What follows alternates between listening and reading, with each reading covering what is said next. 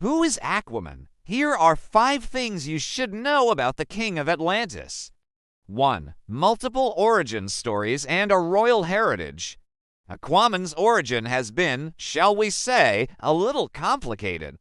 In his earliest Golden Age appearance way back in 1941, he was the son of a human lighthouse keeper and an Atlantean queen. He gained his abilities through scientific training, not unlike Namor of the Marvel Universe.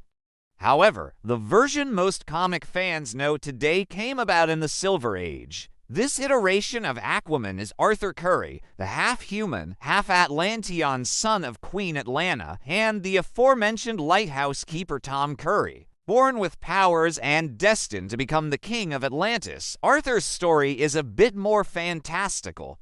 In fact, in some versions, his blonde hair was considered a curse in Atlantean culture due to its rarity and was even the reason for his abandonment as a child. Talk about a royal pain. 2. More than talking to fish. Aquaman is often underestimated, but his powers are far more than the ability to talk to fish. Don't get me wrong, he can do that and has done that. But he's also got superhuman strength, durability, and agility. These abilities allow him to withstand the crushing pressures of the deep sea and engage in intense battles with foes who can stand up to his awesome might. As a skilled warrior and tactician, Aquaman can call upon and command entire armies of sea creatures, from sharks to mythical monsters like seahorses. And let's not forget his most iconic weapon, the Trident of Neptune, also known as the Trident of Atlan. This magical staff allows him to control ocean currents, generate powerful storms, and even harm otherworldly beings such as Superman. That's right, magic is the X factor that makes this hero truly formidable. 3. Tragic history and iconic villains. If you thought being the King of Atlantis would be all sunshine and rainbows, think again. Aquaman's life has been marked by tragedy, both on a personal and global scale.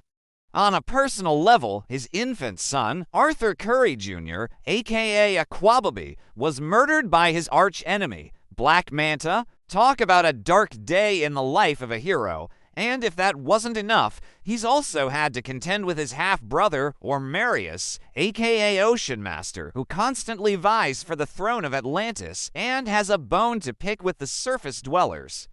To top it all off, Aquaman has suffered his fair share of physical trauma, losing his hand in battles with villains like Charybdis and Black Manta, forcing him to replace it with a harpoon or magical prosthesis. But through it all, he's still one of the most steadfast and noble heroes in the DC universe. 4. A founding Justice League member and family man. Despite his tragic backstory and powerful enemies, Aquaman is a beacon of hope and a founding member of the Justice League. Oh, and did I mention he's also a family man? Well, he is. In 1964, Aquaman married the love of his life, Mera, the Queen of Zebel, a renegade Atlantean colony. Their relationship is one of the most enduring in the comics, although it's been tested by the loss of their child. Now, here's a fun fact. Mera is a hydrokinetic who was originally sent to assassinate Aquaman, but she became his ally and eventually his wife. Talk about a change of heart. 5. A cultural impact and modern revival. For years, Aquaman was the laughingstock of the superhero community, thanks in no small part to his portrayal in cartoons like Super Friends. He was seen as a weak and somewhat pathetic hero. But I'm here to tell you that's not the case. I mean, just look at the recent films. In the DC Extended Universe, Aquaman was reimagined as a rugged, charismatic, and powerful hero.